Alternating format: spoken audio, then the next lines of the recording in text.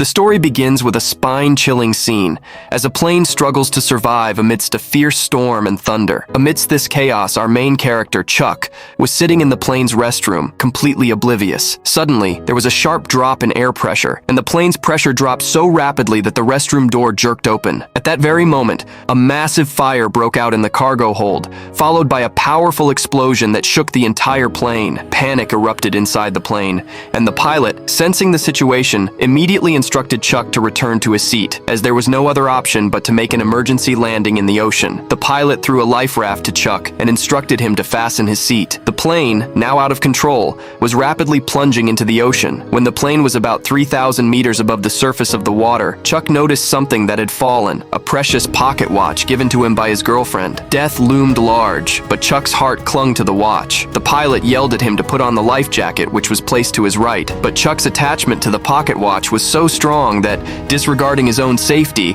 Chuck unbuckled his seatbelt and, stumbling, bent down to the floor to pick it up. As he picked up the watch and reached for the jacket, the angle of the plane changed so drastically that gravity prevented him from moving from his position, leaving him trapped. When the pilot turned and saw that Chuck was not in his safe seat, he unbuckled his safety belt in an effort to save him. Meanwhile, the severe jolts of the plane flung the pilot around inside the cabin, leaving him bleeding and severely injured. Despite this, the pilot mustered all his courage and tried to land the plane on the waves. The landing was so rough that water began to fill the cabin in an instant. Miraculously, Chuck was saved from being crushed by the water pressure because he wasn't wearing a belt. The plane's hull couldn't withstand the sea's force, and suddenly its upper section was ripped apart. The icy seawater poured in like a flood. Chuck's only means of survival was the inflatable raft. In a panic, as he opened the raft to inflate it, a section of it became tangled in the shattered wreckage of the plane. The heavy plane was sinking into the depths of the ocean, dragging the raft and Chuck, still clinging to it, down towards the abyss. Chuck was gasping for breath, and death was about to engulf him when a miracle happened. The strong rope between the raft and the plane suddenly snapped under the intense pull of the water.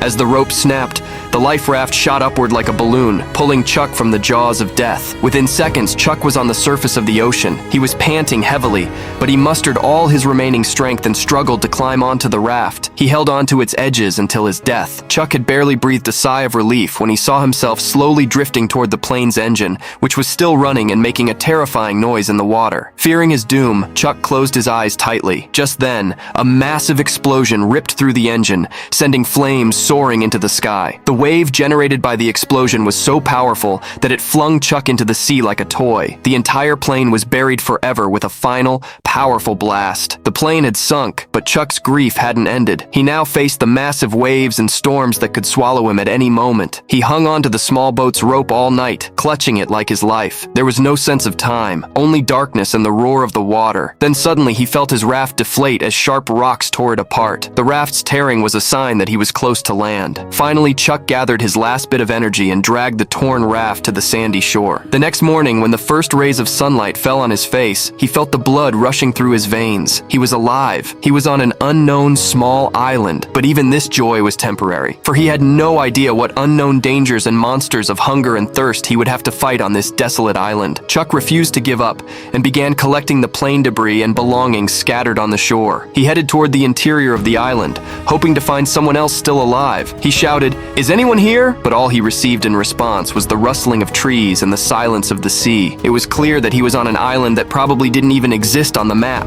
To save himself, he had to start thinking and living like primitive humans. As the sun began to set, Chuck's hopes began to fade in the island's eerie silence. As the night deepened, the sounds of strange and dangerous creatures from the jungle reached his ears, and he trembled with fear. He felt he might not survive the night. The next morning, he mustered up his courage, searched the wreckage of the plane scattered on the beach for useful items, and set up a makeshift resting place. All he had left as a keepsake was the pocket watch his girlfriend Kelly had lovingly given him. He would sit for hours, staring at it, remembering the moment Kelly had promised him they would get married upon returning for Christmas. But this one accident had shattered everything. Chuck was a professional, and his integrity was such that he didn't touch dozens of courier packages left on the island for weeks. He felt these were his customers' trust, and he never wanted to break their trust, no matter where he was stranded. He wrote "help" in large letters on the sand, but the merciless waves erased it in an instant. He realized that to survive, he would have to rely not just on luck, but also on his own wits. The only food on the island was hard solid coconuts. Opening them was like breaking an iron wall. Without any tools, he spent hours hitting the coconuts with stones, and when he first tasted the coconut juice, it felt like the most precious nectar in the world. But coconuts alone wouldn't satisfy his hunger,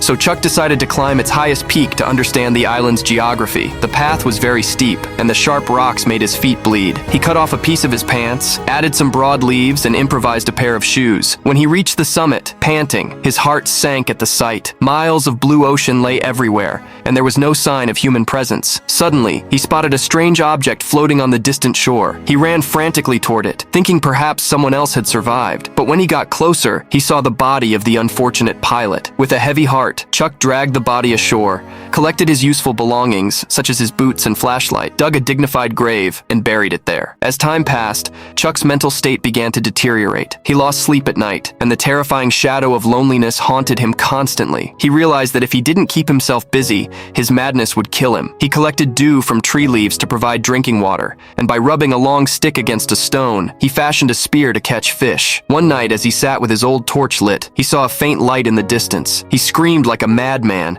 flashing signals with the torch, but the light slowly faded. That night, Chuck's helplessness turned to rage, and he resolved not to die suffocating in the confinement of this island. The next day, he took his tattered raft and challenged the waves, but nature was ineffective. The waves threw him back onto the shore, and a sharp rock struck him, leaving a deep wound in his thigh. The blood flowed profusely, and the pain was unbearable. At that moment, a torrential downpour and a storm began. The injured Chuck dragged himself into a small cave and drank dirty rainwater to quench his thirst. The pain and exhaustion caused him to faint. When he woke, maggots had begun to grow in his wound. Now he had no choice. He finally decided to open those parcels to find something that could save his life. In those packages, he found some strange things: videotapes, a dress, skates, and a volleyball. He used the blades of the skates as tools, fashioned fishing nets from the dress's mesh, and fashioned strong ropes from the videotape reels. But most important was the volleyball, on which Chuck carved a face with his bloody handprint and named it Wilson. Wilson was no longer his lifeless friend, but his reason for living. He would spend hours talking to Wilson, sharing his sorrows,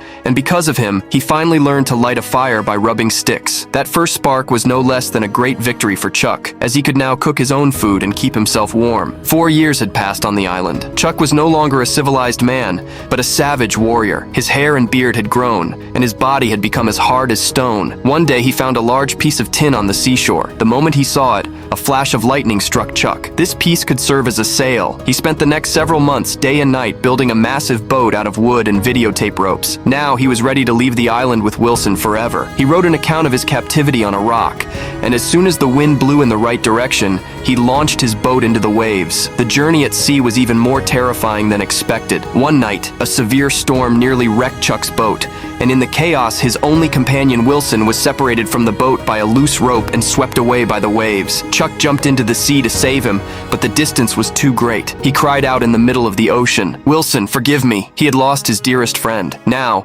Chuck had neither a companion nor a paddle. He resigned himself to death and lay down on the boat, thinking his end was near. But then, the siren of a massive cargo ship woke him from his sleep. When Chuck returned to his hometown, the world had completely changed for him. He had become a hero, but his heart only beat for Kelly. When he arrived at her home, he discovered that the world had presumed him dead, and Kelly was now married with a daughter. The meeting was traumatic. They loved each other deeply, but could no longer be together. Chuck realized that the island had robbed him of his life, but it had also given him a new perspective on life. He realized that no matter how great the adversity, one must simply keep breathing, because who knows what the waves might bring to shore tomorrow. At the end of the story, Chuck goes to deliver the last parcel he never opened on the island to the addressee. He wrote a note on it: "This package saved my life." For him, the parcel was a symbol of hope, a duty that kept him from giving up for 4 years. He stood at a crossroads, looking toward a new beginning in his life, where every path led to new hope. So, friends, this was Chuck's amazing story, which taught us to never give up. Let us know what you thought of this video in the comments,